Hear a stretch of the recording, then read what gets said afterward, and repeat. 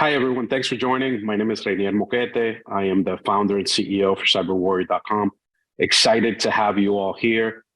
Today, we are celebrating Black History Month, and we've put together a wonderful panel of industry experts that not only can speak about what's happening within the cybersecurity industry, but are also here to motivate and inspire us and to provide guidance on how you too can enter the cybersecurity industry and have success within it.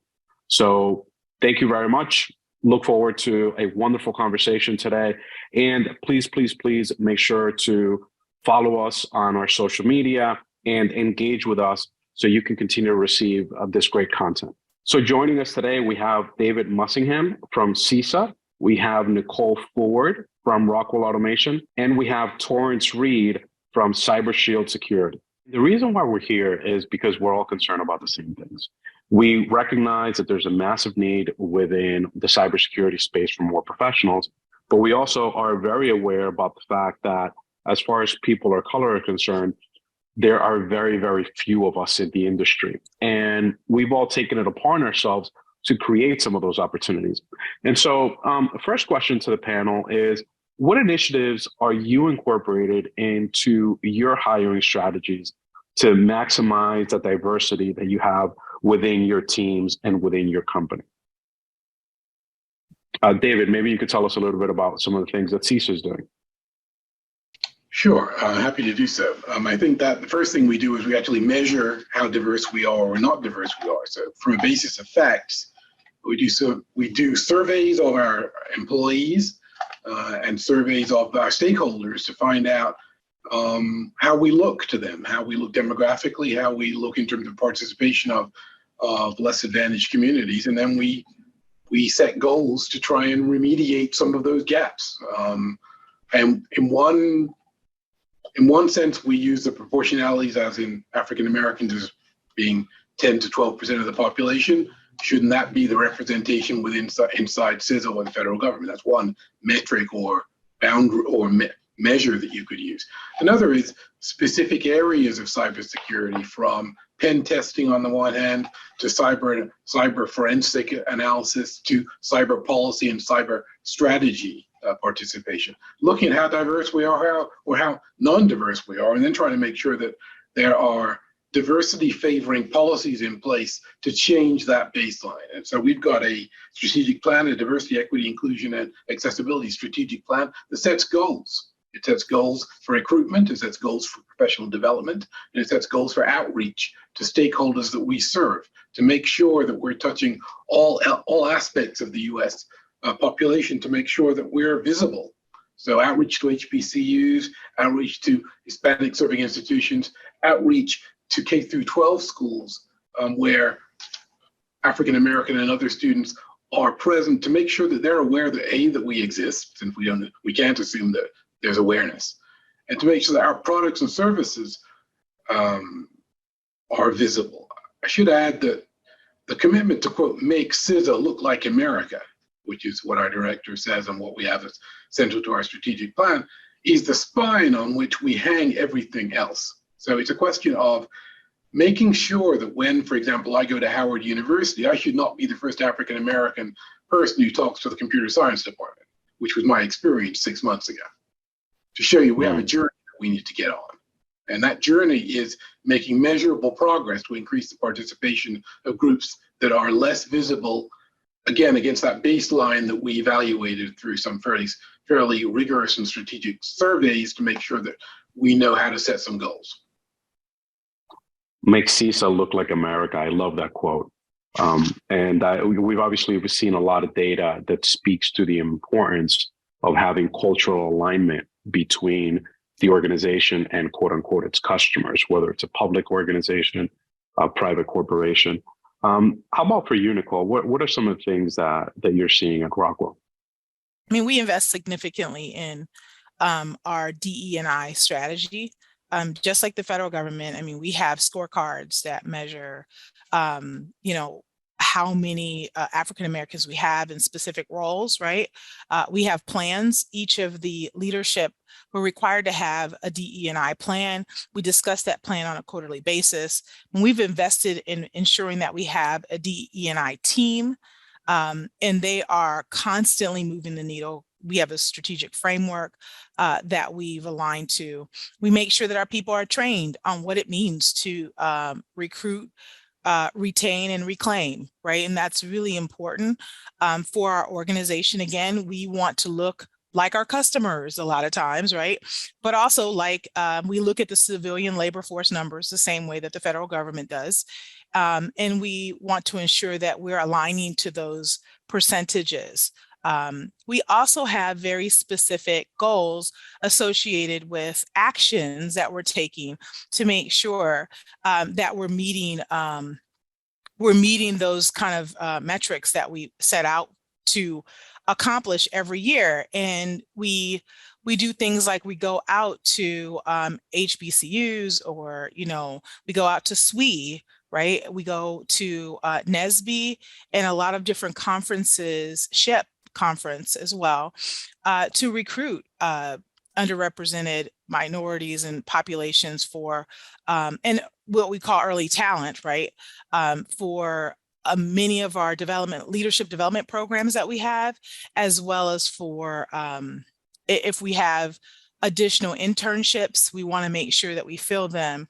And we also do things like ensuring that we have a diverse slate, right? So when we're recruiting for roles, we want to make sure that there is, minorities represented, or, genders are also represented as a part of that. We also have we want to make sure that the actual team, the interview team and the panel is diverse. So we take it a step further, and you have to, in our systems, state why you didn't choose a diverse candidate, right? And you have to be able to present that if asked. So we're doing a lot of things to move the needle. We have ERGs that are really focused on making sure that people have there's inclusive environments, and that people have areas to belong in, a safe space to really make sure that they are getting the support that they need. We have mentorship and sponsorship opportunities as well, right? Because I do believe it's not just, we don't just want to mentor, we want to make sure we're sponsoring candidates. And so we're at the right tables, having the right conversations about people when there are opportunities to, uplift or elevate someone to another role. So we have so many opportunities now, and we're creating more of those opportunities. But it's really about, just not just diversity and inclusion, but the equity piece and how we can make it a more equitable environment for all. No, I think you hit it right on the head. And I will come back to you on the sponsorship piece, because I think, as we all are involved in mentorship and guiding others, but I think many of the young professionals that we meet with don't understand the difference between a mentor and a sponsor. And so I'd love to be able to come back to that in a little bit. But for you, Torrance, given your experience as a business owner, your experience as a federal contractor for all these years, what is the impact of having a diverse workforce? And how do you feel that it's helping organizations perform better? Why is an organization like CISA the #1 cybersecurity agency in the world? And then folks like Rockwell, a very, very successful organization. Why are people investing in this? What's the business value proposition? Well, for me, it's a fundamental non-technical or non-cyber proposition, right? Like you're only the total of your lived experiences, and none of us have the same lived experiences, right? And so as cybersecurity and life begin to overlap more, those lived experiences translate into productivity as a diverse team, right? Like different backgrounds, different socioeconomic circumstances and situations, right? People think differently, right? And that's just the root of it, right? And so when you have a consciously diverse environment, that means that you're consciously working towards allowing everyone to be heard and allowing everyone to contribute their lived experiences, whether it be cyber or another facet of IT, right? And so I think it's really important to have a diverse workforce and make sure that it looks like America, right? Which is something that both of the panelists spoke to. We are diverse, and every corporation and every job should be just a microcosm of what the United States is. So I think it's really important and has a real advantage. Yeah, no, absolutely. And in fact, I've seen studies coming out of Harvard over the last couple of years that have put a financial value to the diversity numbers, right? And so they've been able to make a direct connection between the diversity of an organization and their business and financial performance. And in fact, I've seen some reports where organizations are taking that a step further and mapping it to their stock price. And so it's no longer become about a feel-good thing. So thanks for talking to us, Torrance. So that being said, what do we see for the future, right? And when we think about what are some of the key action items that we want for our organizations and for our peers, what are some of those things, right? If Nicole, Torrance, David, if you're sitting across a room full of your peers for 15, 20 minutes, talking about this issue of diversity, as we will today, as we are doing today for more than that, what are some of the action items that you recommend that they do? And what are some of those key barriers that you're seeing that you want them to be aware of, and how you recommend those barriers be overcome? I guess I could speak quickly on that. For me, the change in anything is the paradigm shift, right? Like the different thinking and the actions follow. So as I've been on the crusade to build things and attach cyber to them, right? Like the other side of that is that cybersecurity is no longer this outlier. Like for a long time, you've had IT and then cyber over here to the left or right, right? And so for me, I just think the very first thing for anyone who wants to get into cybersecurity, for anyone who's looking to transfer their skill sets that they currently have in any other occupation, the first thing is to understand that wall is no longer there, right? And that is the first step into then seeing your current skill sets differently, right? When you don't look at cybersecurity as off to the left and by itself, then you can then begin to see yourself as more of a participant of it. Thank you. How about you, David? What are some of the key obstacles that you're seeing out there, and how would you recommend your peers overcome them? So I think, back to the notion of metrics and understanding where you're starting from, I think that it's important to sort of understand that it's a problem that cybersecurity is not well understood or participated in equally across America's diverse communities.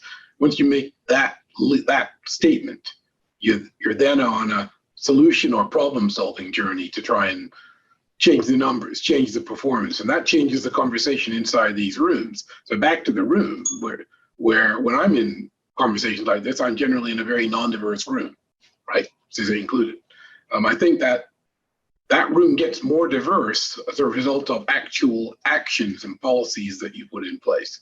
For example, if you want a diverse workforce, recruit a diverse workforce. That means going to where diversity is, feeder universities, non-university settings where expertise and talent is, and seeking it out and cultivating it, and letting people know about opportunities that exist.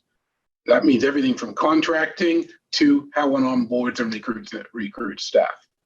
Second, and here I'm a policymaker, so I'll just inject that a little bit. It means talking about disparate impact of cybersecurity outcomes and how they impact different segments of America.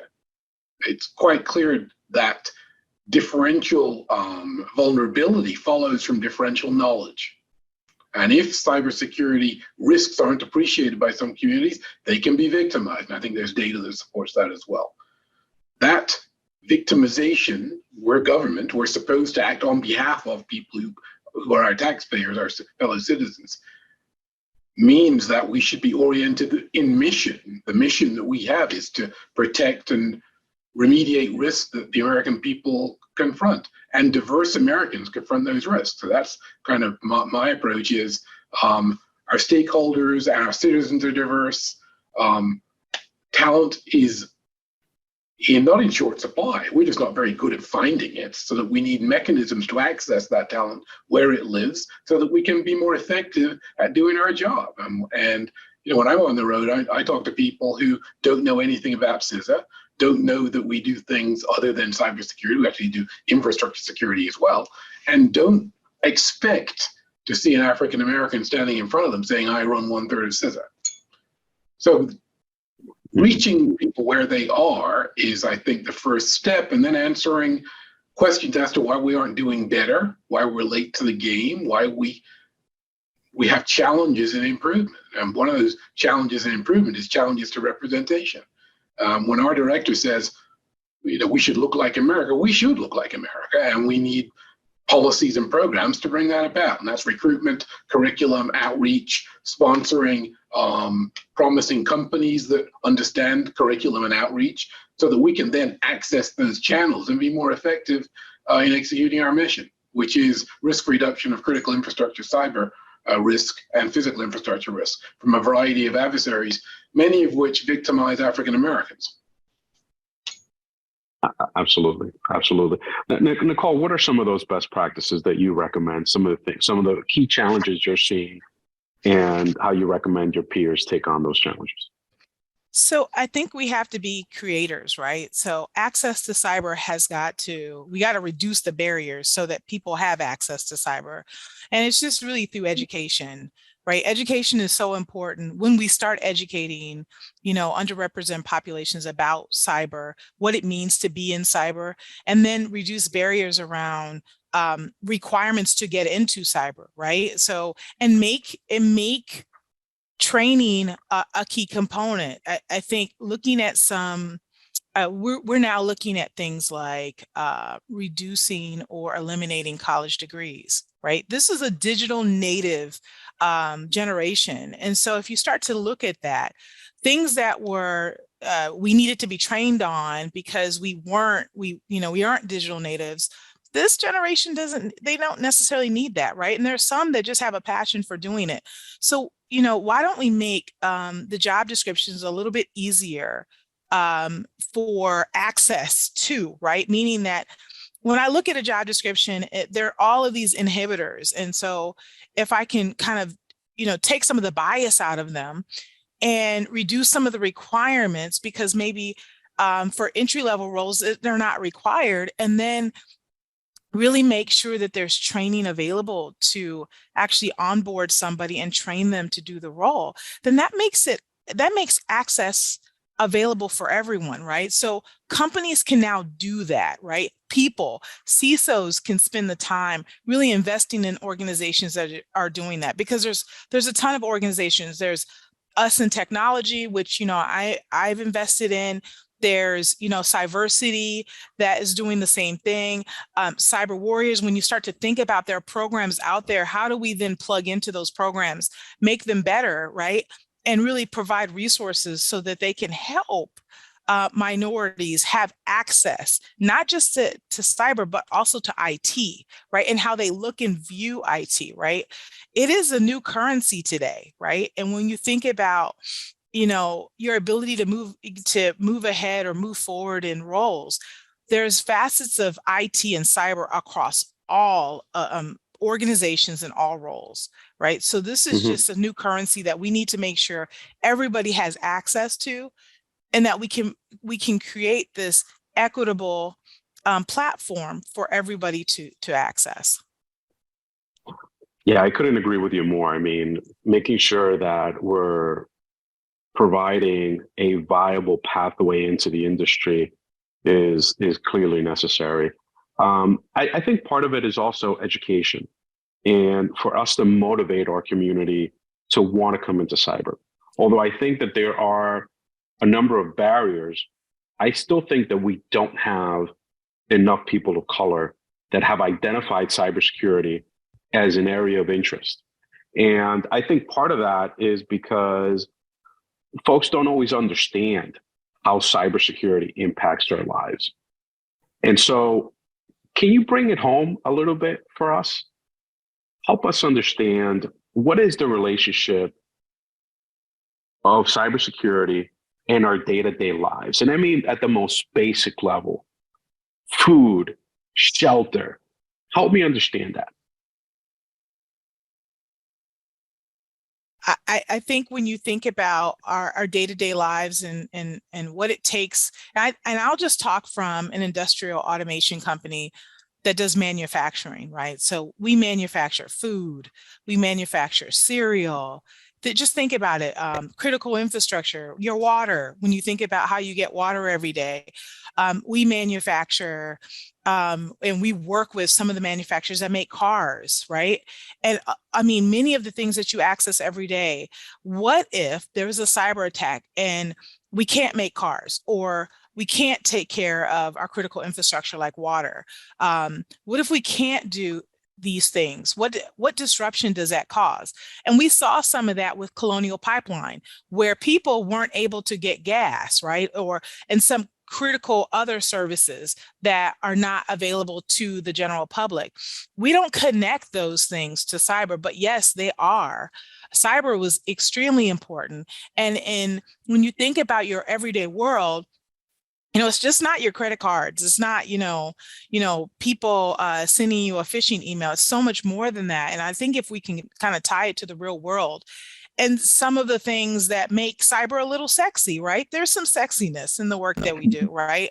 Our ability to help others, and really make sure that we're educating people on how to stay cyber safe, right? Sometimes that saves lives, right? Not just your identity, but it saves lives. And so if we can connect it to these outcomes that we see every day, but we take for granted, I think that really makes it real. And then we have that opportunity to do it when we go to college campuses. Like I go to and talk with college students all the time in engineering and in IT or computer science majors. And I talk to them about how do we connect what they're doing and what they're learning in school with cybersecurity, and how we can apply that together. And that there are many different facets of cyber that may be extremely exciting to them, right? Like if you're a communications major, yes, you can be in cyber, right? Doing security awareness and creating educational material or communications that can be used to really educate an organization on cyber. So it's really kind of connecting it to where they are, helping them understand how we use cyber in our everyday lives and how it applies to them. Awesome. Thank you for that. Hey, Torrance, let me challenge you. Explain it to me as a 5-year-old. I'm a 5-year-old. We've all got kids here. How do you explain it to a child? How do you begin to drop that seed early on? I was reading that question. This might not be that great for me. My son goes to an IT focused school, so. Oh man, you're cheating! Come on. I try to get him to understand, because of course he knows how to use the phone and the tablet, right? He's 8. So I try to get him to understand that everything he does in his entire life, throughout the day, he uses cybersecurity. From the moment his biometric scan unlocks his iPad, he's always barking at me about having him late for school, where I tell him, right, like there's a computer system that's controlling the stoplight sun, right, which is a firewall, making sure that no one hacks into changing all the lights green at the same time, right? So I think if you explain to someone like the literal touch points throughout their life and day that cyber exists, my son understood that, right? And he's 8. So just attaching it to your daily life, right? The doors you open, the buttons you click, when you crank up your car, right? When you swipe your Metro card, right? Like there is probably not a facet of your life that's another 2 or 3 minutes after something else you just did that doesn't log a timestamp somewhere, which means that someone probably at some point wants to try to hack into it, right? So awesome. That was the best way I explained it to my son. Yep. All right, well, let me now take it back to the next level. David, without getting too gloom and doom, and with respect to our national security, I know there was a year and a half ago, 2 years ago, there was a major attempted breach in Florida, for example, and I bring that up because it was in all the papers. It was a threat to our water supply. Can you speak to those types of threats? And again, it's a public setting. I know you've got behind the scenes access to all kinds of interesting and terrible things at the same time. But can you talk about that type of incident in particular, using that as an example of the risk for our day-to-day lives? Sure. The Oldsmore, Florida example is one that you hear a lot about around here. And, it's interesting. That case is often sort of used to describe how vulnerable we are. But, the attentive computer operator who's looking at a screen, seeing his machine behave in ways that he didn't expect, whose attentiveness brought it to the attention of those who could dig deeper and analyze the problem, is not a part of the case that is often described. But that's kind of what happened in that case. I mean, I think that more generally, critical infrastructure. But David, for those in the room that don't know, can you talk about what the case was? Sure. Sorry, I should not. I do that all the time. I should not assume that everybody tracks the internet connectivity of water and wastewater treatment plants. Basically, an attentive system operator was sitting looking at his screen, and he was at a water treatment facility, and the mouse on his screen started to move around, and it started to move around in ways that looked like someone was trying to activate something that could dump large quantities of chemical into a segment of the water treatment system that could expose the public to risk. Now, there's more to it, but that's basically the core point. That system operator was able to, well, first of all, after being sort of stunned that such a thing could happen, was able to bring it to the attention of authorities who could stop that activity. It was internet-based because somebody was accessing that facility from outside its fence line. The point being that kind of internet-based threat by unauthorized operators to critical systems is endemic and is something that CISA was set up to try and remediate or do something about in collaboration with the private sector. There's no internet-connected piece of infrastructure that isn't subject to probing or attempts to break in. So there's attempts to break in to disrupt. There's attempts to break in to steal something. There's attempts to use ransomware to hold things for ransom. There's attempts to just get in to claim credit. Sometimes it's individuals, sometimes it's crime groups, sometimes it's foreign nation states that we can't fully attribute. But all critical infrastructures are subject to some degree of this. And from healthcare to COVID, pharma, vaccination, transportation systems, to defense and other infrastructure, those risks to national security are significant. We're organizing to do something about them. I'm happier about where we are now on this than I would have been 10 years ago when I was sort of a sky is falling kind of guy as an academic. But the risk is there and the threat's not going away. Yeah, no, there's the threats are ever increasing. And I think, those of us that are on the inside, we see things that are more and more alarming each day. And sometimes you just wish you can go out there with a speakerphone and just, blast, hey, listen, awareness. So thank you for that. I think one thing that we might want to emphasize is that those who don't know much or aren't provided information about cyber risks are more targetable by criminals. And our disadvantaged communities are more easily exploited, probably because they have less access to protection or information. And that's a concern.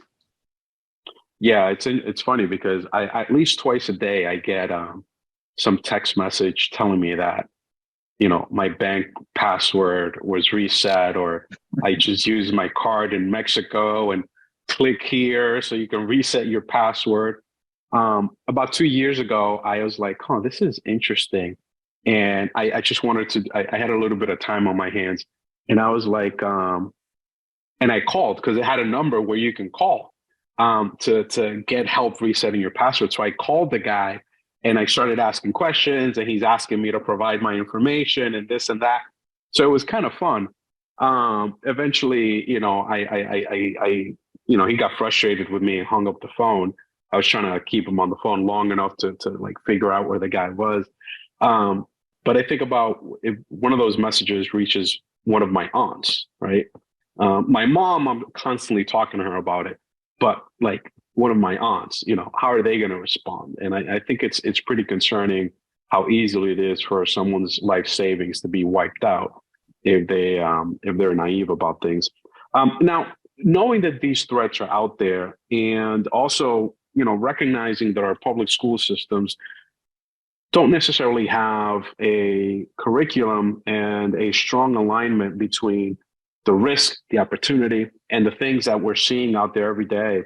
One of the questions that we got from the crowd is, why can't organizations like CISA and organizations like Rockwell set up scholarships to educate for educational institutions, whether it's HBCUs, whether it's the CyberWarriors of the world that are providing non-traditional training paths. What are some of these things that could be done, that are being done by CISA, Rockwell, and others, to not just introduce technical training, but also topics such as critical thinking, such as problem solving, such as conflict resolution, and some of these other things that we know are so necessary to come into the industry? What are some of those things that we're seeing out there? Maybe Nicole, you can tell us a little bit about what you're seeing at Rockwell and some of the other companies. Yeah, I think companies are starting to get it. I think CISOs are starting to step up, and I think there's just so many things we can do. I know that many organizations are partnering with HBCUs and starting to offer scholarships.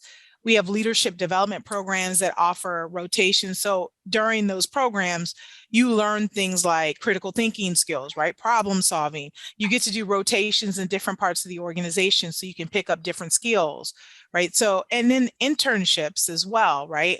I think there are also, we're investing in organizations like, CyberWarrior, Cybersecurity, and Us in Technology, and others that are really kind of supporting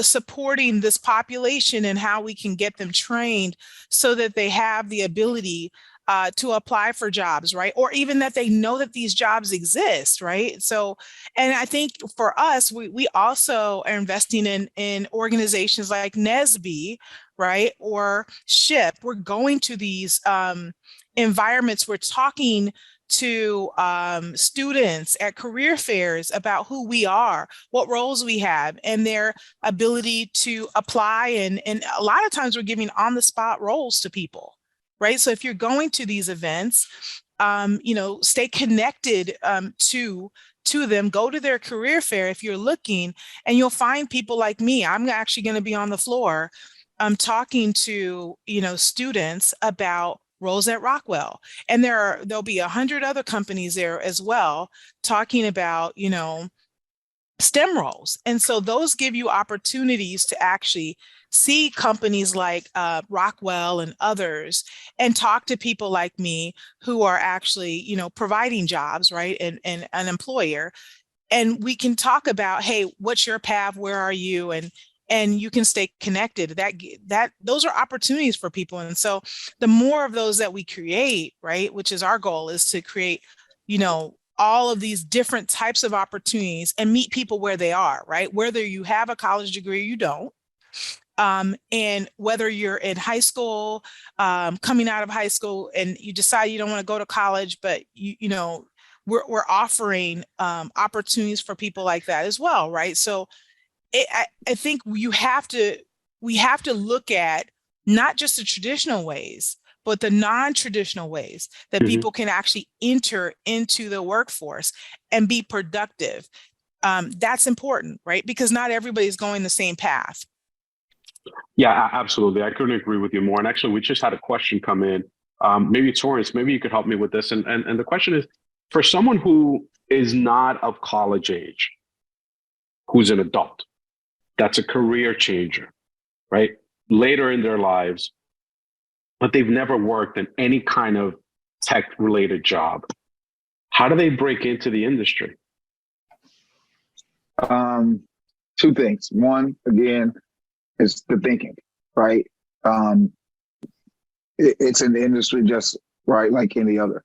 And so for me, that means you have to strip away this mind frame again that cybersecurity is off to the left, right? Like when you sit down and think about how you get an accounting job, you would do several things. You would take an assessment of yourself. You would see what you love. What do you love, right? I was talking to someone today where they love nature, right? And their skill sets were that they were really good with databases, right? So what we ultimately ended up doing was helping them get a job as a database administrator with the World Wildlife Foundation. I mean, that was the perfect job for them, right? So you have to understand that anything that's going on in the world has cyber behind it, right?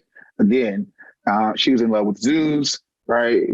You might like race cars. I don't know. You might be into botany, right? Right. Well, the National Science Foundation has a botany research lab that needs to have secure data sets, right? So understanding that whatever you are in love with or whatever you have a passion for, along the way in its journey of it providing you with value in your life or being a product or service to you, there's cyber along every way, from you purchasing it to it getting made, to someone procuring it, right, to your kids using it, et cetera.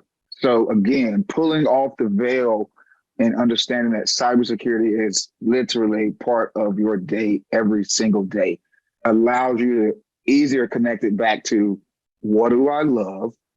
What am I good at that I can do better than anyone else? And for me, that was turning ideas into clicks on a screen. Someone would give me an idea.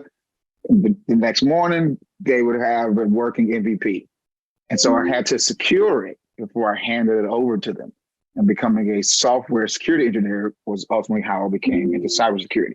Again, I walked that back to what I love, right? I love the idea of taking people's words and ideas and their visions and dreams and turning them into clicks on a screen, right? So I've never not been doing what I love, and it's cliche. And so I see a couple of the questions, right? They're asking, how do I assess where I'm at? What way should I go next, right?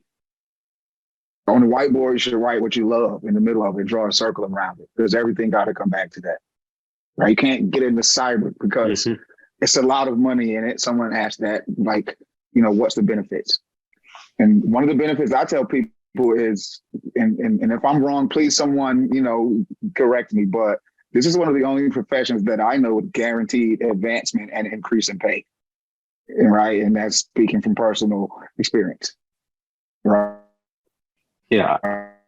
So, right, but again, you have to find the center of who you are and what you love, then apply cyber to that instead of the other way around. Yeah, I couldn't agree with you more. I think that folks need to identify their passions and find a way of still leveraging that passion and working through that passion while looking to get into the career. There was a question that came up earlier from someone that is an attorney. He's got experience in writing, research, advocacy, negotiation, different things. He's trying to figure out how to package that skill set. You know, what comes to mind for me is governance, risk, and compliance. Anything related to GRC, governance, risk, and compliance, someone who's doing risk assessment, someone who is looking at, you know, for example, data privacy. There's so much going on around data privacy, and every, you know, first it was the EU that came out with a set of data privacy, it's then California, then New York. Pretty much every state is coming out with their own set of data privacy standards. Well, guess what? There's a very defined connection between the law and how organizations adopt that internally. And there are a number of different entities that are in the business of providing consulting services and assessments around that kind of thing. So I think it's important of just understanding how those dots intersect and then being very deliberate about pursuing that and being very open. Do not put yourself out there in a generic way. Please do not do that. A lot of people water down their value because they want to appeal to a lot of things. You don't want to do that. You don't need to do that in cybersecurity. That being said, going back to this topic of critical infrastructure, one of the questions that came up from the crowd is that the World Economic Forum predicted that a cyber pandemic was inevitable. From your perspective, David, who you're here protecting our country day in, day out, is this possible? And then what would such a thing look like, a cyber pandemic? I admit I'm having a problem with the phrase cyber pandemic. We know what pandemics do, and they are tremendously damaging and economically draining. If what they mean is an attack on critical infrastructure that denies services to people for a long period of time, then yes, that's possible. If we ignore risks in vulnerable systems that make it easy for adversaries to walk in and do disruption, then we can suffer as a country, and our people can suffer as well. I'm not sure I'd use the word pandemic for that. I think that the challenge is that the incentive to patch and to remediate risks often looks like it's somebody else's business. That we have a lot of people and companies and jurisdictions, I suppose, that free ride by saying, we'll be secured by the expenditures and investments of other people. So it's less important for us to invest because the products we purchase, the people who develop them have already invested in security agencies. That's the assertion. So the assertion is sort of a deflection of liability. We're not responsible for security. Those other people are. That's the problem. And that means you've got sort of I guess back in school, we used to call it sort of a public goods failure, where security is underproduced for everybody and everybody is more vulnerable as a result. I'm not sure I call that, again, a pandemic, but what I would say is that if we don't remediate vulnerability at scale, then everybody suffers. And that is something that policy should and is focused on. Yeah, and I mean, I'll give you an example. I agree whether or not the word pandemic is the right one. But the reality is that if you have an attack on our electric grid and you have power shut off on a major part of the country, I mean, I'm in Massachusetts right now and it's snowing outside and it's quite cold. What if my heating system were to go off? Right. And that of, thousands of families in the region, right? And so is it plausible? Absolutely it is. And that's why organizations like CISA, like the technology and the work that Rockwell does, and folks like Torrance and others that are helping to protect our critical infrastructure, that connection between our day-to-day lives is very, very real. We just happen to focus more on things like credit card numbers because that's what we've been exposed to. But I think it's important to understand that. If I might for a second, I should sort of give due credit where it belongs, which is companies like Rockwell and our other partners in the private sector are the ones that actually remediate risk. They actually reduce risk in systems they build and that they operate. So whatever CISA does, we do in collaboration with other people, and that's how we're effective. So it's really sort of everybody looking after their part of the problem, and collectively we're going to do better versus just hoping that someone else is going to take care of it. And hope's not a plan, as an old boss of mine used to say. Planning requires collaboration and deliberate thinking. And I think that's everything from the kind of talent that you need to make your program real and how you recruit that talent. And the fact is, we're a talent-rich country, but accessing that, allowing that talent to access opportunities is where we often fall short. So that's why, we support cyber.org, we support CyberWarrior, we support Empower. We can't tell which group's going to be that critical contributor that's going to allow us to do better in addressing these problems. And that's why we're active and will be more active in the future, both with partners and with academic and NGO partners, to try and expand awareness of opportunity. And there's a lot of opportunity here. Well, one of the questions that just came in, which I think is a very fair question, is if there's so much critical shortage, why aren't there more entry level roles? Why are people that even have degrees struggling to get a job in cybersecurity? Torrance, can you help us with that a little bit? I think more people have a job in cyber. Something that David spoke to when we started, right, was just the understanding of cybersecurity and its overall makeup, right?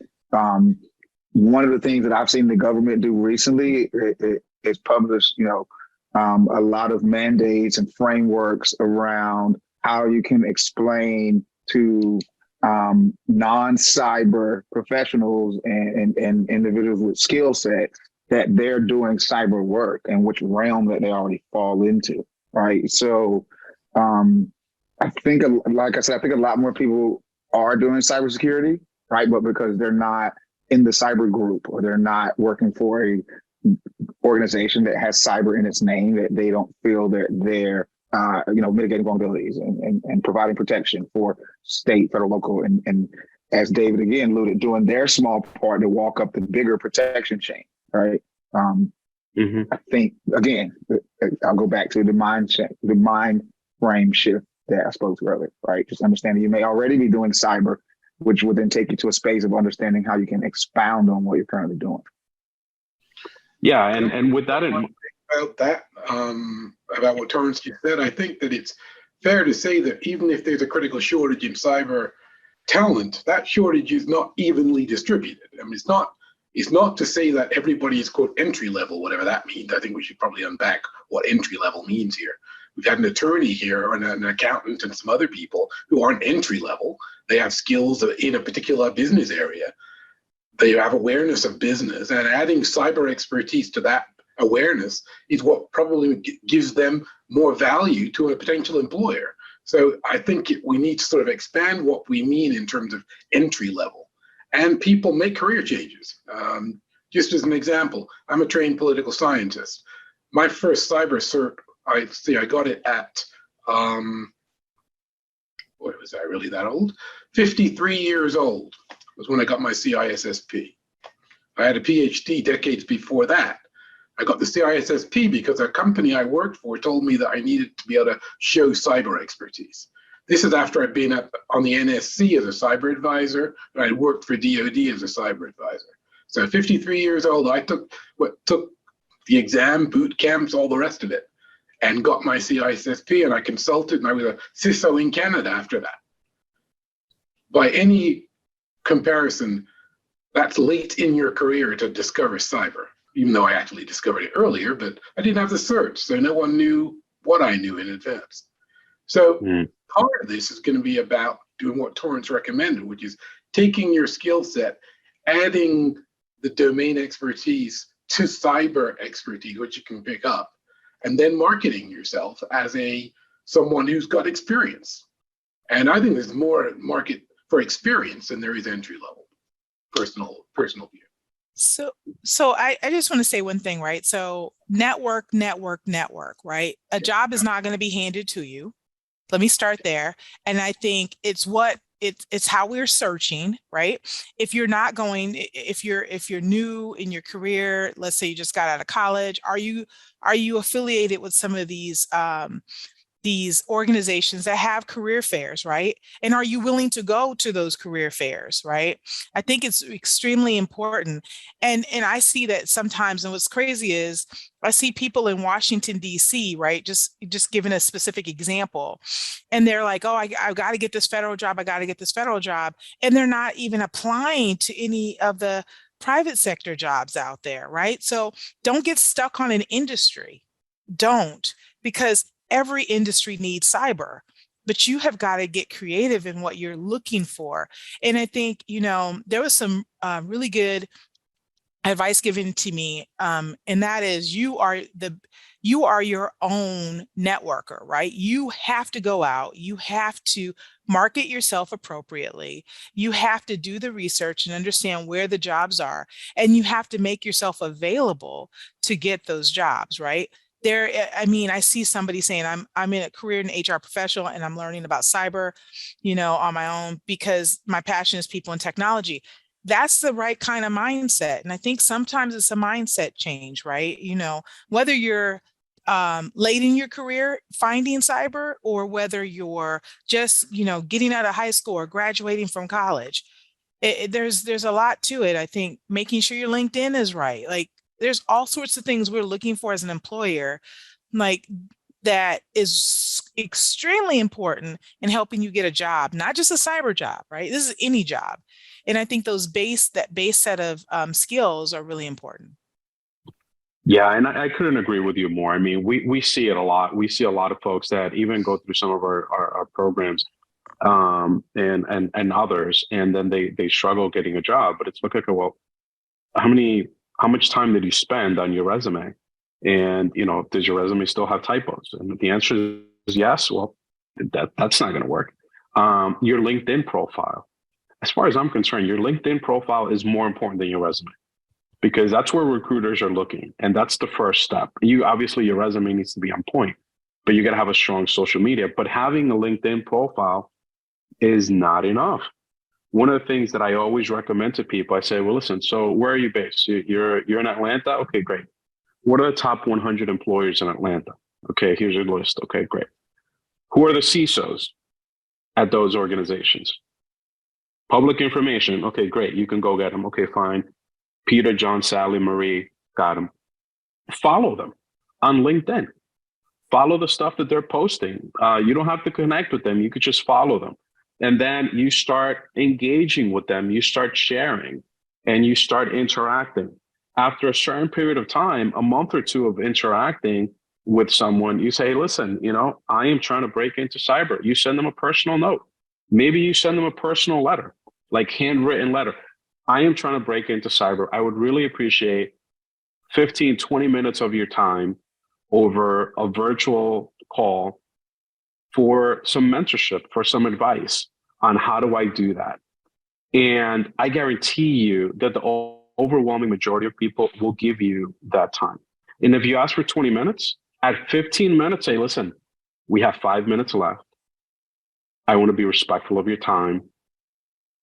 I want to make sure that at 19 minutes, the call is done. Because what that's going to do, it's going to show that you know how to manage yourself in a corporate setting, that you respect people's time, and it'll also likely set you up for a future call. I would also ask the question, are there any peers or colleagues that you think would be okay with having a quick introductory call with me so that I can learn from them as well? You have 10 of those meetings, I guarantee you at least a couple of interviews will show up. And that's what it's all about. But you got to be willing to put in the work. I would also strongly recommend that you consider other alternative industries. Like Nicole was saying, an industry that is desperate for talent is healthcare. Healthcare is desperate for talent. They typically do not pay as well as, other entities may pay. But nonetheless, if maybe you're making 10% less, but if that's what you need in order for you to break in, get that real nice experience so that you're positioned for the long term, then you should be looking at doing that. And so I think that there's a number of steps that people can take that sometimes are missed, and that's why they struggle. That being said, what if you're someone who's diverse and you want to make sure that that's also brought to the table? How do you market yourself as someone that can help bring diversity to the organization, not just racially and gender, but just in general? How do you include that in your overall marketing pitch, Torrance? What are your thoughts? Well, I think you have to first visibly show that. Like I said, I got into software development. So I built a website, right? And the website said, here are the skills and things that I can do. And it was a sentence. And as you walk through each sentence, it would show you my experience, my resume, my search. But the website was a presentation of myself. Here is what I can do. That was literally what the menu button said, right? And so for me, it was I live in the DC area, was I got to be different, right? Because there's 3,500 systems administrators out here are probably applying for that job, right? One of the things I will say that has always been key for me and that I've always been able to properly convey is where I was currently at in my career and where I would want it to go to. And whether that was on my resume or that was on my LinkedIn or whether that was in my conversation. I'll never forget it. I think I just graduated college and one of the recruiters told me, your resume looks like a list of jobs. And that doesn't show progression to the recruiter. And it also doesn't show that you have identified where you want to go next, right? So I'm not a resume expert, but I know that the tone and tact of your resume could show that I've been steadily improving, I'm climbing up a ladder, and I know where I'm going to, regardless of how much experience you have, right? You can craft your resume so that it shows that you have tunnel vision about what you're trying to do, right? So that's a little bit of an unorthodox, right, suggestion regarding a resume. But one last thing about the LinkedIn. One of the things that I did was I'm now entering a space where I want to do a lot more government contracting with my startup. And I just went to LinkedIn and I searched pound GovCon and I started following people and started commenting on conversations. The conversation is full of people that I don't know. I don't know any of them. I haven't met any of them. This was about 6 months ago. Now there are so many RFP emails in my inbox every day that I can't even read them all. Right. So that was my intent. My intent was to create community and network with strangers, talk to them about what I'm doing, continuously talk about it. And ultimately they will think of me in an instance where they know that I can do that. Right. Like that was literally what you said, Ramir. So I think a lot of times we don't understand that your network is only as big as your network. So if you keep it confined to the people you're following, then it's useless, right? Mm-hmm. Yeah. So very simple tactic, but very effective. Very effective. Yeah, and so when you think about somebody who's then preparing themselves to come into the industry, I think differentiation is important, right? And so, what are some of these new skills, right? There's so much going on in terms of, the threat landscaping, the threat landscape, how it's evolving, and all the innovation that's coming in, both in terms of how we're being attacked, as well as how we're looking to protect ourselves. Things like generative AI, for example, the Chat GPT, which has been a storm in the last few weeks. What are some of these new skills that you feel people can take the time to even play with and research and understand so that they can begin to differentiate themselves? What are your thoughts on that, David? One thing I think, and I gained this insight from working on the Cyber Safety Review Board with some colleagues around here. Open source software and participating in software development in that area strikes me as a place where people gain reputation, can make contributions to safe coding, and can actually build a network, again, to quote what Torrance was saying, among technical SMEs who can advise you and share their experience with how they both entered the field and advanced in terms of their skill set. That, again, provides another sort of route in to cybersecurity and to coding more generally. We also support people, groups like Girls That Code, to make sure that women and girls participate at greater rates than they do right now, than they have historically, let me say that. I think that those numbers are changing fairly rapidly because people are self-organizing to make contributions, both because they're interested, but both because they identify with groups that they want to participate more. I think that, I'm a fan of open source software, and I think that it is sort of embedded in most of what people think is, quote, internet-based services that we depend on. And I think it's underappreciated in terms of routes into the field. More traditionally, though, there are certs, there are free certs. ISC Squared just last year created up to 500,000 free opportunities to become eligible for their new entry-level cybersecurity cert. This is obviously, you have to take an exam to get the cert, but there are self-study materials available from that organization. Other organizations do the same thing. I mean, I think that, that micro to macro, from the bottom up, is the way that skills and the distribution of skills are going to be impacted most directly. From the national level, obviously, CISA and other people are creating programs and outreach to try and engender awareness and enthusiasm for participating in this. Those two intersect. So individuals pursuing opportunity and platforms opening themselves up more to new talent. After all, the talent shortage is shared across the board. I have to say that one thing that we're scared of, because we're a government, is that we can't compete for people because once people's expertise is recognized, once their talents are recognized, the private sector attracts them away because we can't afford to match the salaries. That happens. It happens to CISA. It happens to other people as well in government. Yeah, no, we're definitely seeing that. We have a lot of veterans that we work with, and as they're transitioning out, it's pretty crazy, the dramatic salary differences that you see.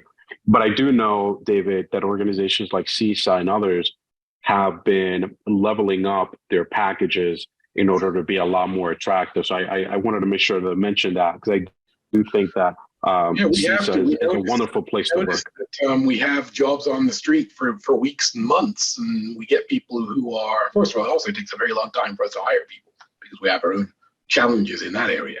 I'm talking about human capital planning in particular. I will say, though, you got CISA on your resume, you could pretty much write your own ticket. So, shameless plug for David on that. I think it's a wonderful, wonderful thing for you, for you to consider CISA as a place to go work. How about you, Nicole? What are some of the skills that you're seeing? I know you do a lot of work in industrial automation. That in itself is such a niche, and there's so much need there. What are some of those skills? Yeah, I think there are opportunities for people to differentiate themselves, right? By, the intersectionality of different functions. So when you think about like industrial manufacturing, somebody who has an understanding of the shop floor of the plant, right? The manufacturing plant, along with cyber or IT, they're very valuable because they have that intersectionality and they're almost like a unicorn. So, what I tell people is find a way to differentiate yourself, because like the shop floor, when you think about it, that the manufacturing industry is the second most targeted industry. So when you think about the need, and as it relates to cybersecurity, we're looking for people who, have experience, understand manufacturing, but also may have, somewhat of a cyber background. They can even be entry level because we can teach them the cyber portion, right? But that shop floor work is pretty critical. So when you think about it, it's the intersectionality. It's like HR and security together, or finance and security, or legal and security. And going back to the person who has the law degree, when I think about it, those are very valuable people because, if you're in a regulated environment, and you need to have and understand regulations and regulatory law, taking that and pairing that up with incident response, right? An incident response coordinator. I mean, we look for people like that, right? And so it's how do you differentiate yourself? Because maybe you already have a skill, right? And you bring this other skill in. So it's engineering and cybersecurity, right? And I see that people will kind of differentiate themselves and really put it on their resume as a differentiator, right? It's one of the first sentences that they have, and that makes them stand out, right? So don't look at if you're a career changer and you're working in, you're doing something different. Find a way to merge that together and use it as a strength for you. And so again, manufacturing, OT security, or what we call OT cybersecurity, is now a discipline. So we're always looking for people who can bring those two things, those two kind of skills together, and really help manufacturers. And you got to think about it. Manufacturers are everywhere, right? There's, P&G, manufacturer, Unilever, manufacturer. So if you manufacture items or, products, there's a huge opportunity for you. And that goes back to the knowing how to market yourself, right, Nicole? Yes. Because if you, for example, let's say you've been working in a plant for whatever amount of time, you understand plant operations. You know how those pieces come together. Yes. Now you went ahead, you got yourself some cybersecurity training. You came to CyberWarrior. You came to, whatever other organizations that get trained up. And you're trying to find that intersection. Again, that value proposition, right? Your experience in manufacturing, even if you're just cleaning the floors, it doesn't matter. You understand what a plant looks like. You then start following the top 100 manufacturers in the United States. And you start deepening your knowledge in that particular area, industrial cybersecurity. And there's a ton of material out there that speaks to this, right? And then you simply start deepening and crafting where you want to work. We've had people coming through our program that, for example, were medics in the military. Listen, how attractive is that to a healthcare organization? Exactly. Right? And so you have to find your niche and you have to look at your background. You have to understand that cybersecurity is a part of every industry out there. But that because of your background, you will be more attractive to one industry than another. And then hone in, go deep on that, right? I think it's really important to again, position yourself in a niche rather than trying to be all things to all people, So with that in mind, I know we have 6 minutes left. We still have whole bunch of questions here from the audience. That being said, we've spent a lot of time talking about cybersecurity. We've spent a lot of time talking about the challenges that not only people of color, but folks in general have to come into the industry. Do you feel that enough is being done? Is it a matter of time? And we feel that the numbers are going to catch up where the industry represents America? Or do you feel that we're still behind the 8 ball?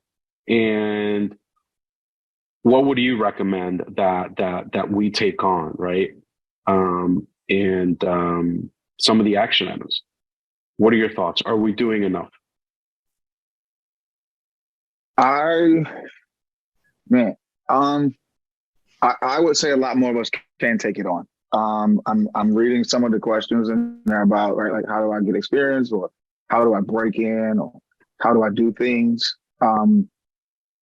A lot of the experience that I have that ultimately ended up being transferable skills to things that I did at work and got paid for, and I now get paid for again because I got paid for it one time before. It's things I did to my house, literally my house, right? And if you just have the mentality of where can I create learning experience in front of me, right? Like the machine in front of you. Most people aren't aware that the Verizon or Comcast router in their basement that you can sign into the web interface and create a different network. And man, once I figured out that I could put the IoT devices in my house on a regular network in the wireless, right? Me getting through the Security Plus labs just became normal, right? Because again, it goes back to daily life. I didn't want someone to be able to pull up outside and scan the networks that my kids' iPads are on. So I figured out how to mess with my router. Translate the transferable skills I would get on job interviews and talk about how I knew how to segment networks, because I did at that point. I used the command line interface on my Mac machine to create a new router on a router in my basement, right? And if I messed it up, I just had to call Verizon. They were going to reset it, right? So starting that, you can take some ownership of you acquiring some skills, because cyber's everywhere around you every day, all day. Whether you're at home, in your car, at work, or in the air, under the ground, it doesn't matter, right? It's around you every day. And if you want those skills, then you can go get them. Thank you. David, are we doing enough? And by the way, there was a question earlier talking about cybersecurity, not just in the US, but our friends in Canada and other countries. Do you feel that in the US and globally that enough is being done to protect us? So I don't think that enough is being done, because I think you can evaluate that by just a seat of the pants view of whether in fact cyber risks are lessening in terms of seriousness, and they aren't. They're getting worse. We're vulnerable because we're fully appreciating how exposed many of the IoT and other devices that we operate on are to being abused by people who know more about the devices than we do. The notion that people can purchase unpatched, vulnerable devices and use them online is great. But what's not great is that there's undocumented functionality in each of those devices that someone else can abuse and reach right into your house if you're not careful. So no, I don't think that we're doing as well as we need to. As far as Canada goes, it's interesting. I used to be Canadian at one point, so grew up in Toronto, so hi to Canadians. I think that internationally, countries are aligned with each other to try and improve. I know in my office and in CISA, we talk about Five Eyes collaboration, Canada, UK, US, and Australia as being the hard core of who we collaborate with, also NATO and other countries. We collaborate because we see the risks in the same way. And we look at our companies from different countries, our countries, and we try and have a trust-based dialogue about risks that we all see. And sometimes that works really well, and sometimes trust is more of a challenge in terms of building it. But I think that parts of the world are coming together to try and design some standards to make things safer online in an industrial sense and for people to transact their business online. But I think that, I won't sort of mislead and say that the risks are getting smaller. They're not. I think our awareness of them is going exactly where it needs to go. We need to take them very seriously. We need to collaborate to resolve the most high priority problems. Nicole, take us away. Are we doing enough? We can always do more. I think, it seems like the federal government woke up like 3 years ago and said, hey, we got to get into cyber. So we can always do more. I mean, David, I know that you're leading the charge and we really appreciate all the work you're doing. But I think we're at this precipice where everybody has figured out how important cyber is, right? And so there's just so much more we need to do. And you have to recognize that like digital transformation, the pandemic kind of like accelerated transformation. Like what we did in 2 years, what would have taken us 10 or 15 years, literally, organizations started investing like crazy. It just exacerbated a situation. So are we doing enough? No, we've got to kind of catch up. So there's still a lot of work we need to do. And when it comes to like, somebody came up with this word called tequity. I saw it the other day and I was like, yeah, I kind of like tequity, right? So, we talk about equity. How do we make sure there's tequity across the landscape? And especially here in the United States, right? Defending our homeland is also defending our virtual environment, and how we do that as a collective, right? Not just the United States, but it's all of the companies and organizations and countries all kind of joining together as much as possible.